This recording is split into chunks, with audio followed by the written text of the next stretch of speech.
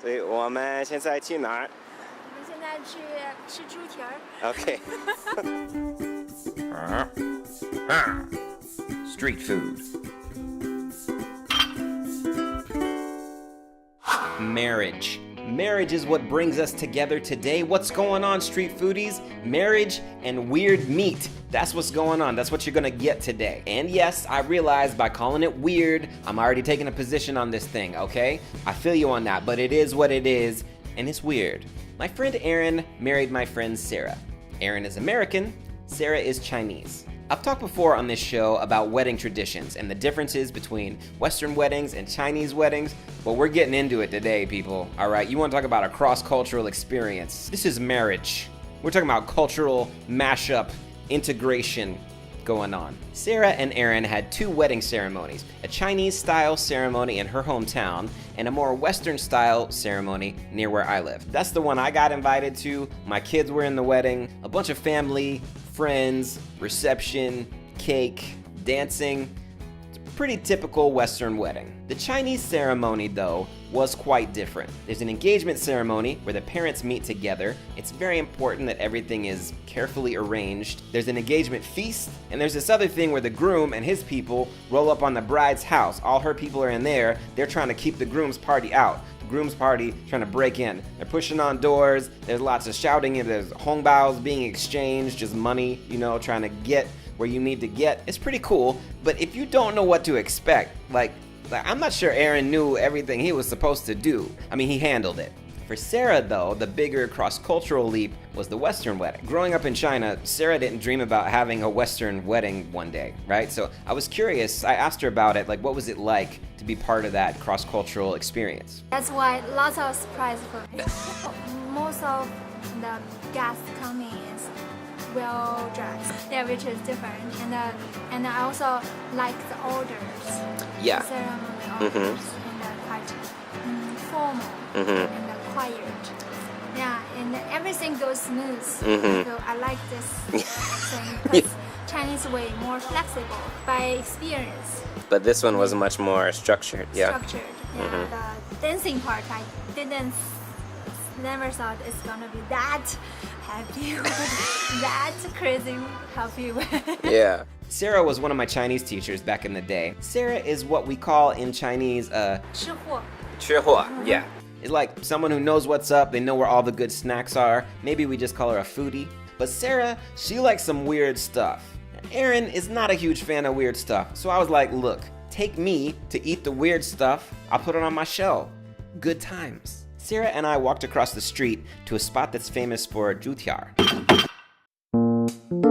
Talking about pig feet, this chain of stores has more than 100 locations, all using the same secret recipe. They have everything which foreigners don't like.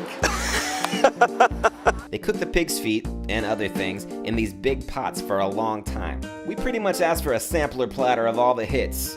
Zhutiar, niujianrou, zhugan, that's pork liver, dachang, the large intestines, 猪耳朵, pig ears, jitiar, chicken feet, all the hits. And Sarah brought some nuts, some sesame bread, and some drinks. The Laoban talked to us for a while about how to prepare the meat. Use not like a modern way, lots of some chemical flavors. They use this kind of pot, and so they use some Chinese medicine, some herbs, and vegetables, and some traditional way.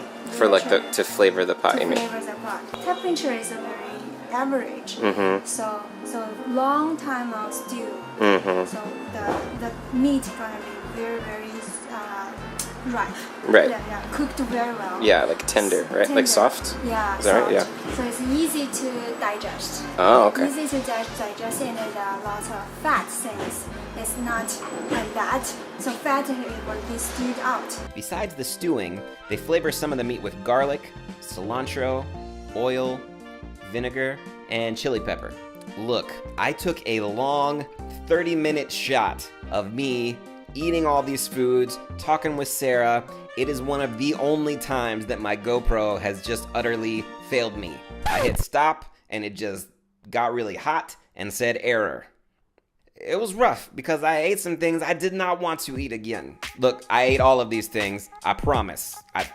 You could take my word for it after 9 seasons, I hope. My favorite, surprisingly, was the intestines. In Chinese, you just say dachang, means large intestine. I originally thought these were stuffed with something, but this white stuff, I'm pretty sure is just the fat of the inside of the intestines. They were actually really good. They weren't chewy. The texture was really good. The guy who ran the shop was afraid I couldn't eat intestine. He took one look at my Wagoran self and was like, no, don't get those. It turned out they were my favorite. The beef was also really good. You can tell it had been stewed for a long time. All of these dishes are cold, by the way. You could eat them hot as well, I think, but we had them cold. The pig liver was on the tough side. Just okay, not great. I don't hate liver, but this was not my favorite rendition. Now, during this adventure, I learned the Chinese word for texture. 口感. 口感 The pig foot and the pig ear have a very specific texture. You're eating cartilage that's got a real bite to it. Some people, like Sarah, really like it. 这个对皮肤特别好， Okay, 女 okay. 生特别喜欢吃。 How about that? Good for your skin. The pig feet were Sarah's favorite. Y'all already know how I feel about chicken feet. Whatever. I tried another one. Still not coming around on it. Also, the pig liver, the pig ear, and the pig foot are foods traditionally served at a Chinese wedding feast. Look how this episode's coming together at the end. So Sarah taught me this Chinese phrase. 一口肉,一口酒,快后相生鲜. Something like that. She said it's like a hangout thing, kind of like a barbecue. You go with your friends, you get the special meat snacks, you get some drinks, you hang out, you feel like you're in paradise. Plus, these meats are pretty expensive. They're like delicacies. So the Laoban actually gave us a discount when I told him I was making a video. Pretty sweet. All in all, it was quite the food adventure for me. I have not been back since, but I could get down on those intestines again. What do you think, street foodies? Which meat looked the most appetizing to you? Let me know in the comments. Plus, you trying to clear up that skin? Get down on those pig feet. Until next week, eat it on the street. Watch out for the parasite. Street food. 一口肉,一口酒,快后相生鲜,相生鲜. Or is it 鲜? She taught it to me. I don't know if I can say it right. 快后相生鲜. It's like a tongue twister. 快后相生鲜,相生鲜. Look, this is not easy to speak Chinese, people. All right. 一口肉,一口酒,快后相生鲜,相生鲜. Okay. Maybe I should just let her say it in the video.